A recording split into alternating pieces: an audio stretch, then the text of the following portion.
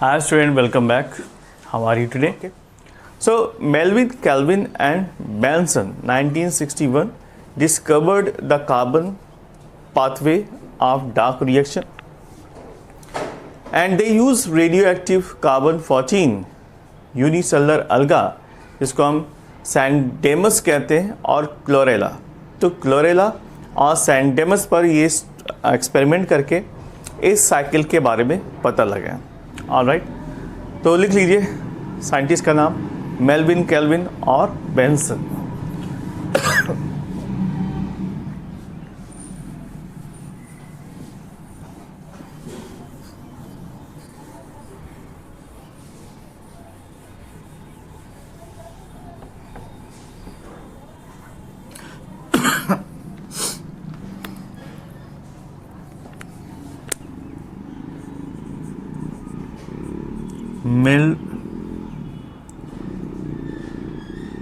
Melvin, Kelvin and Benson. Kelvin and Benson.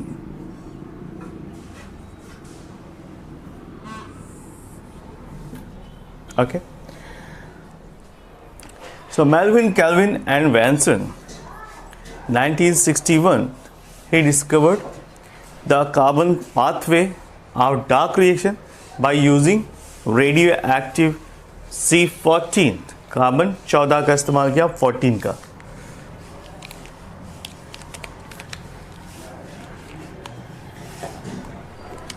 लिख लीजिए discover carbon pathway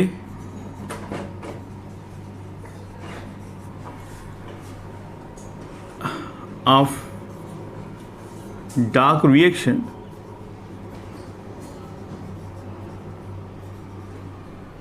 by using C14, जो कि एक रेडियो एक्टिव एलिमेंट है।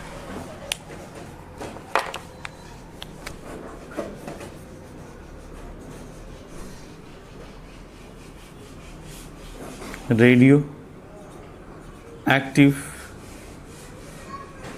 Element.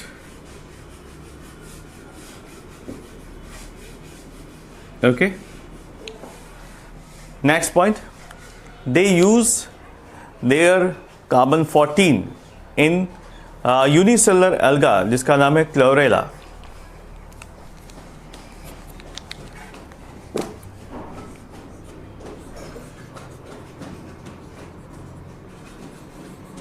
Chlorella and Sandemus, which is unicellular alga, in their experiment.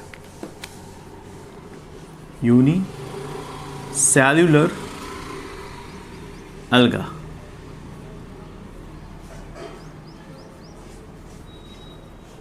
इनका इस्तेमाल किया गया एक्सपेरिमेंट में। Right, next point, the Calvin cycle is also known as C3 cycle because in this cycle the first stable compound is third या 3 carbon compound. ठीक है, ये काफ़ी इंपॉर्टेंट पॉइंट है। इसे C3 क्यों कहते हैं? The first stable compound of Calvin cycle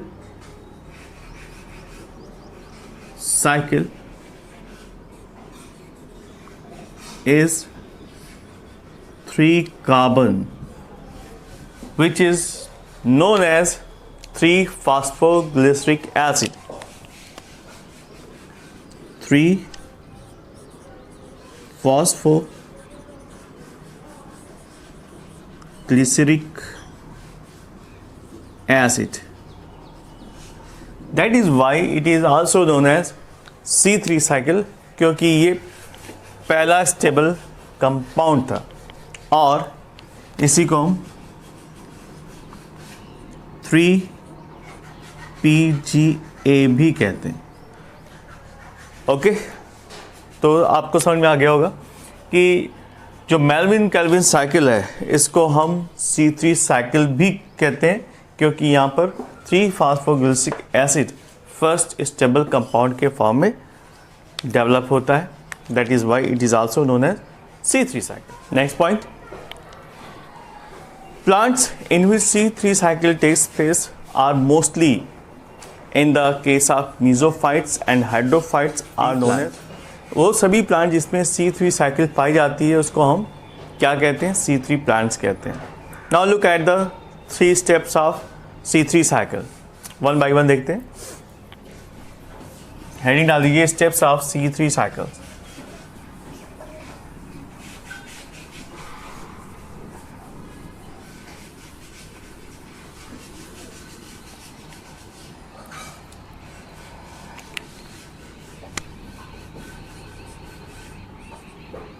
Steps of C3 cycle.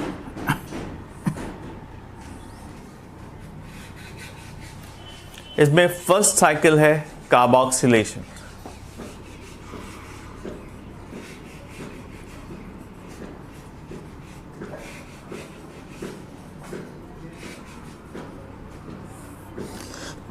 जैसा कि मैंने आपको अभी बताया भी कि carboxylation is the first phase या first step in which the carbon dioxide fixed into a stable organic intermediate. तो कार्बोक्सिलेशन प्रोसेस के थ्रू कार्बन डाइऑक्साइड को नेचर या एनवायरनमेंट या एटमॉस्फेयर से कैच किया जाता है, फिर इसको स्टेबल ऑर्गेनिक इंटरमीडिएट में कन्वर्ट किया जाता है. And carboxylation is the most crucial step of the Calvin cycle. ये सबसे इम्पॉर्टेंट और सबसे क्रूशियल स्टेप है, क्योंकि यहाँ पर कार्बन डाइऑक्साइड को यूटिलाइज किया जाता है for the carboxylation of RuBP, ribulose biphosphate. And this reaction is catalysed by the enzymes of RuBP carboxylase. ठीक है, यहाँ पर कौन सा एंजाइम इस्तेमाल होता है, RuBP carboxylase, which result in the formation of 2 molecules of 3 phosphoglyceric acid. Since the enzyme is also has a oxygenation activity, so it would be the more correct to call RuBP carboxylase oxygenase, और इस enzyme को हम rubisco कहते हैं. Alright, तो क्योंकि इसमें oxygenation भी प्रोसेस पाई जाती है, दैट इज़ वाई इसका फुल फॉर्म है RuBPCO, रूबिस्को कहते हैं. लिख लीजिए रूबिस्को.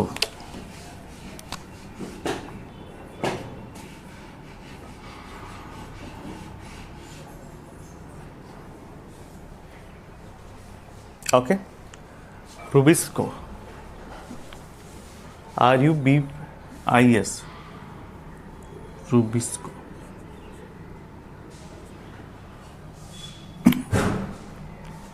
ठीक है, ये बात समझ में आ गई. इसे हम कहते हैं कार्बोक्सिलेशन प्रोसेस. दूसरा होता है reduction process. In this process what happened, it is a series of reactions that leads to the formation of glucose. Reduction process से ही ग्लूकोज का फॉर्मेशन होता है. दूसरा स्टेप है reduction.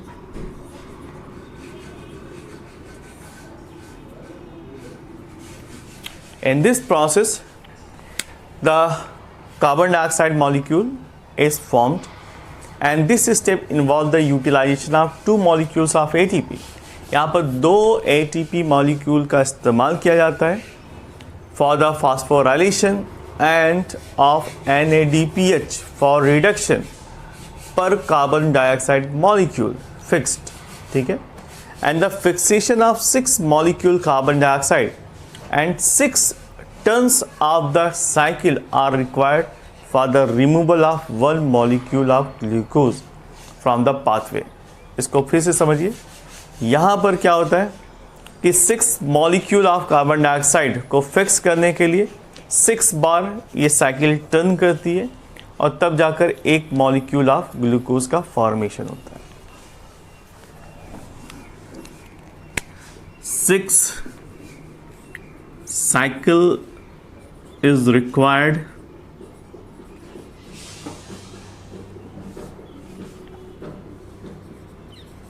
for the synthesis of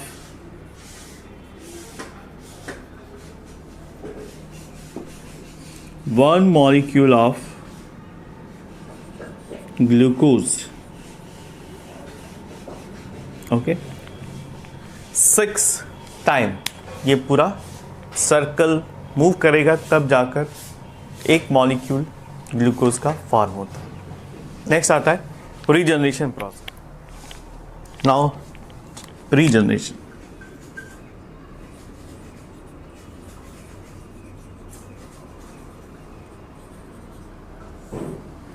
regeneration मतलब फिर से जनरेट होना. तो regeneration of the carbon dioxide acceptor molecule, जिसका नाम RUBP है, is crucial if the cycle is to continue. अगर ये साइकिल आप चाहते हैं कि कंटिन्यू रहे, उसके लिए रीजनरेशन का प्रोसेस चाहिए, क्योंकि आपको पता है कि साइक्लिक फॉर्मेट में जो भी चीज़ें पाई जाती हैं वो हमेशा कंटिन्यूअस रहती हैं. तो यहाँ पर भी रीजनरेशन होता है किसका? RUBP का. That is why this process is continuous and formation of glucose takes place, क्योंकि ये साइकिल कंटिन्यूअस चलती रहती है. So the regeneration step required 1 ATP or phosphorylation to form RUBP. तो रीजनरेशन प्रोसेस में भी एक ATP पॉइंट की ज़रूरत होती है, जिससे RUBP का रीजनरेशन हो पाता है. ओके, लिख लीजिए 1 ATP required in the regeneration of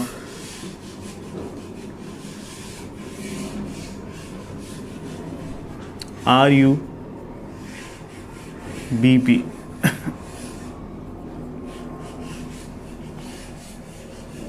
Next important point, in C3 cycle 18 ATP 12 NADPH plus H plus are used to fix 6 carbon dioxide molecule in to form 1 hexose यानी एक glucose.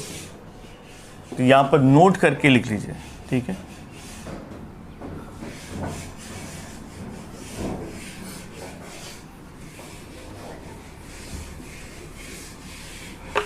ये summary है, ठीक है. Note,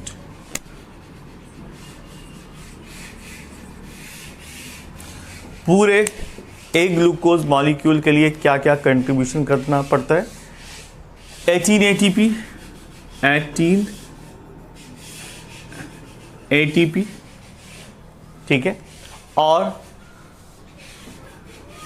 12 NADPH, okay, plus H plus are used, ये use होते हैं to fix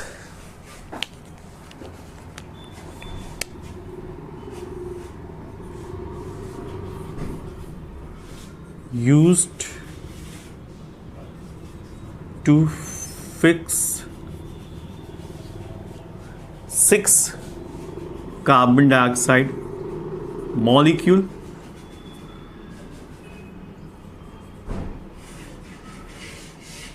okay to form 1 hexose molecule, 1 hexose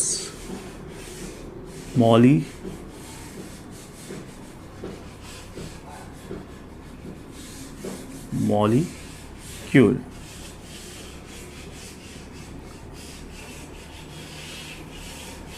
Okay, so this is all about the dark reaction, जिसको हम C3 cycle कहते हैं. In the last lecture we discussed about the C3 cycle. Now today we are going to discuss another alternative cycles of carbon fixation which is known as C4 cycle, जिसको H and slack cycle भी कहते हैं. Heading डाल दीजिए C4 cycle.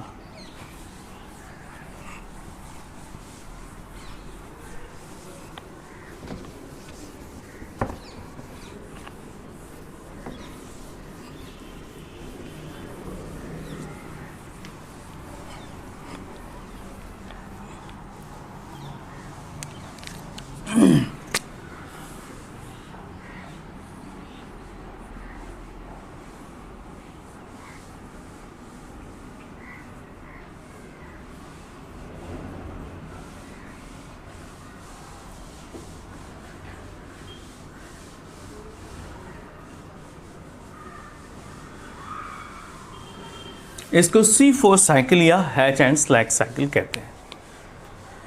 Hatch and slag cycle को C4 cycle कहते हैं।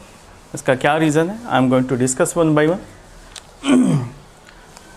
कॉर्सैक, Hartt and Burr, इन्होंने 1965 में प्रोवाइड किया था carbon dioxide to leaf of sugar cane and found that the first stable product was not a 3 carbon compound but it is a 4 carbon compound। ठीक है, तो 3 scientist थे, कॉर्सैक, हार्ट एंड बर्र। इन तीनों के ऑब्जर्वेशन के हिसाब से जो फर्स्ट स्टेबल कंपाउंड था वो 4 कार्बन कंपाउंड था जिसका नाम है oxaloacetic acid. That is why it is known as C4 cycle. लिख लीजिए first point, Kortschak, Hartt and Burr provide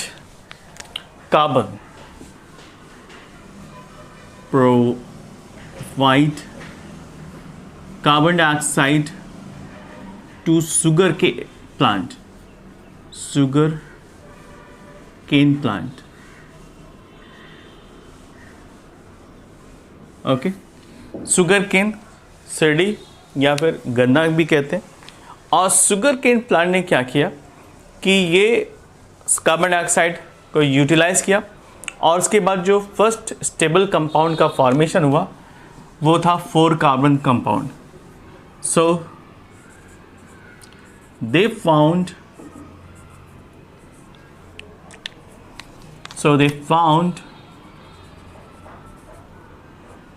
the first stable compound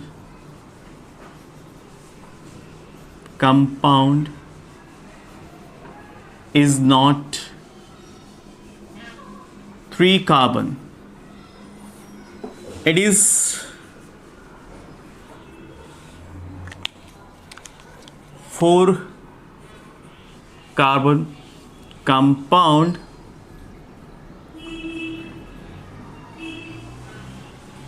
that is oxaloacetic acid and that is why this cycle is known as C4 cycle। तो ये C4 cycle कहाँ पर पाई जाती है, यानी जो more stable first stable compound है oxaloacetic acid, इसका फॉर्मेशन देखा गया है मेज में, सुगर केन में, पेनिकम में, आर्टिप्लेक्स में और सम डाइकोटिलिडनस प्लांट। ठीक है, जैसे एमरेंथस है, चिनोपोडियम में है। तो ऐसे प्लांट्स को हम कहते हैं C4 plants. Example, it is found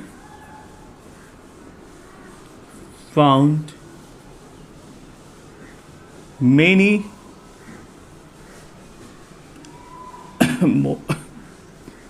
monocotyledonous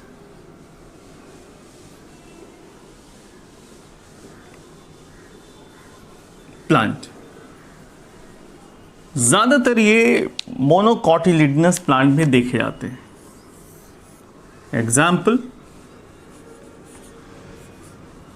sugar cane जिस पर काम ही किया था, दूसरा है मेज। ऑलराइट, मेज के साथ साथ पेनिकम,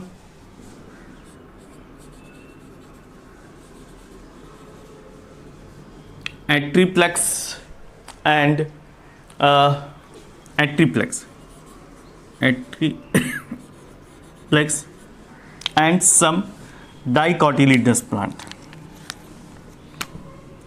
some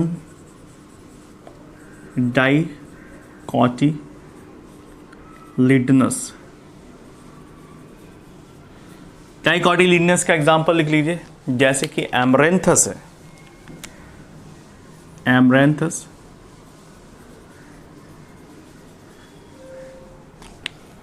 amaranthus, plus chenopodium,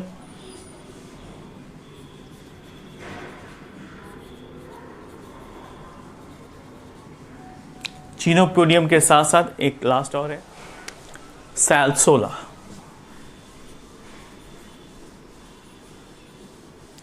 ETC. Okay, तो कुछ ऐसे डाइकोटिलेडनस प्लांट हैं जिनमें C4 साइकिल पाई जाती है. Next important point, in the C4 plants the bundle sheath cells of leaf is known as Kranz anatomy. जो भी इस तरह के प्लांट्स पाए जाते हैं उनकी लीफ स्पेशल टाइप की होती है जिसको हम कैरेंज एनाटॉमी कहते हैं. लिख लीजिए नेक्स्ट पॉइंट.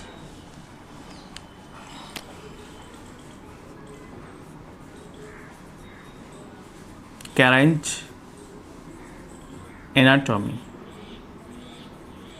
ये क्या होता है? The Carenge anatomy, in which the vascular tissues surrounded by the concentric rings of mesophyll cells. ठीक है, यहाँ पर वैस्कुलर टिश्यूज कहाँ पर पाए जाते हैं? मेसोफिल सेल्स में कॉन्सेंट्रिक फॉर्म में. C4 plant contains centripetally arranged large and agranal type of chloroplast. इसमें ग्रेना एब्सेंट होते हैं इन बंडल सीथ. दैट मीन्स जो कैरेंज एनाटॉमी है इसका मतलब ये है कि यहाँ पर दो तरीके के सेल पाए जाते हैं. एक होता है मेसोफिल क्लोरोफिल और दूसरा होता है bundle sheath chlorophyll.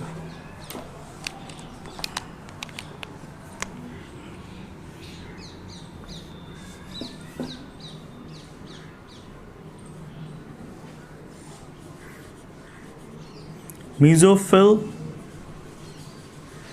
Chlorophyll and bundle sheath chlorophyll. क्या फर्क है दोनों में?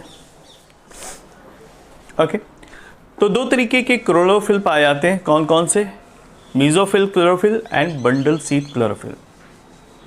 इन the case of mesophyll cell, grana is present and the size of chlorophyll is small, and in the case of bundle sheath chlorophyll, grana is absent but the size of chlorophyll is bigger. तो यहाँ पर ये feature देखने को मिलता है जो normally C3 plant में नहीं पाया जाता है और इसी को हम कहते हैं Kranz anatomy. Alright, the cells of mesophyll and bundle sheath are connected through the plasmodesmata. जो मेसोफिल के सेल्स हैं और बंडल शीथ के जो सेल्स हैं ये एक दूसरे से कनेक्टेड होते हैं through the plasmodesmata. Right, the correlation between the Kranz anatomy and C4 photosynthesis was established by Downton and Tregunna. ये दो साइंटिस्ट हैं जिन्होंने कैरेंज एनाटॉमी का C4 साइकिल से रिलेशन को प्रूव किया. ओके, तो लिख लीजिए साइंटिस्ट का नाम.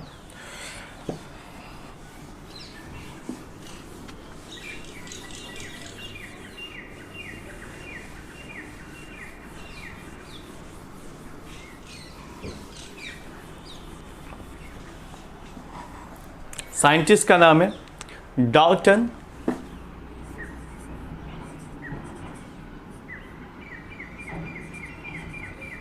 एंड ट्रैगुना.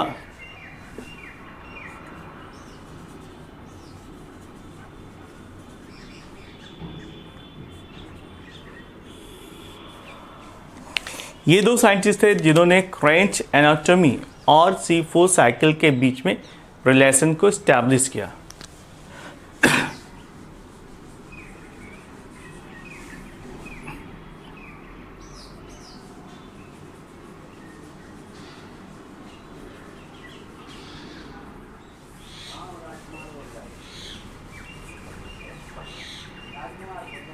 Anatomy